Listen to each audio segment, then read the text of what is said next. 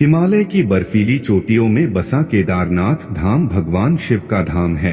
यह धाम 12 ज्योतिर्लिंग में शामिल तो है ही, लेकिन इसके साथ साथ वो 4 धाम और 5 केदार में से भी एक है। यहाँ जगत के भगवान शिव का स्वयंभू शिवलिंग बहुत प्राचीन और बेहद खास है।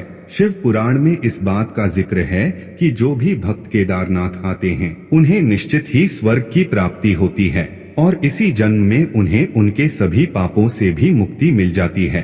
केदारनाथ में भगवान शंकर बैल की पीठ की आकृति पिंड के रूप में पूजे जाते हैं। केदारनाथ में भगवान शिव को इस रूप में क्यों पूजा जाता है, इसके पीछे 2 कहानियां बेहद प्रचलित हैं।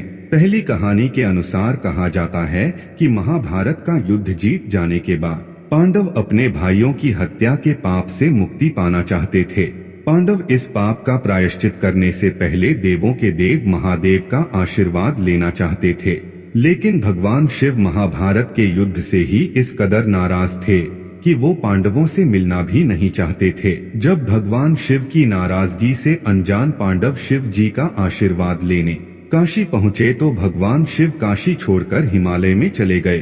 पांडवों को जब इस बात की भनक लगी तो वो भी भगवान शिव के पीछे पीछे हिमालय पर्वत पर चले गए, लेकिन भगवान शिव पांडवों से इस बेहद नाराज थे और वो किसी भी हालत में उनसे नहीं मिलना चाहते थे और इसलिए वो केदार जाकर अंतर्ध्यान हो गए। पांडव भी भगवान शिव के पीछे पीछे केदार पहुंच गए। अब यहाँ भी पांडवों को आता देख भगवान शिव ने बैल का रूप धारण कर लिया ताकि पांडव उन्हें पहचान ना पाए। हालांकि कुछ समय में ही पांडवों को इस बात का संदेह हो गया कि भगवान शिव पशुओं की टोली में भेष बदलकर छुपे हुए हैं। ऐसे में अब पांडवों को एक तरकीब सूझी, जिसके बाद भीम ने अपना विशाल रूप धारण किया और वो 2 पहाड़ों पर अपने पैर को फैलाकर खड़े हो गए। पशुओं के दल में शामिल बाकी सारे पशु तो भीम के पैर के अंदर से निकल गए, लेकिन बैल का रूप धारण किए भगवान शंकर को भीम के पैर के नीचे से जाना बिल्कुल उचित नहीं लगा। भगवान शिव को इस तरह देखकर भीम को उन्हें पहचानने में जरा भी देरी नहीं लगी और उनको पकड़ने के लिए भीम तुरंत शिव पर झपटे। भगवान शिव ने भीम की मंशा को जैसे ही भांपा वैसे ही उन्होंने वहां से अंतर्ध्यान होने का फैसला कर धरती में समाना शुरू कर दिया। भगवान शिव को ऐसा करते देख भीम ने उनकी पीठ वाले हिस्से को कसकर पकड़ लिया। जब शिव जी ने पांडवों की ऐसी श्रद्धा और खुद के प्रति अपार भक्ति को देखा तो वह बहुत प्रसन्न हुए और उन्होंने पांडवों को युद्ध के पापों से मुक्त कर दिया।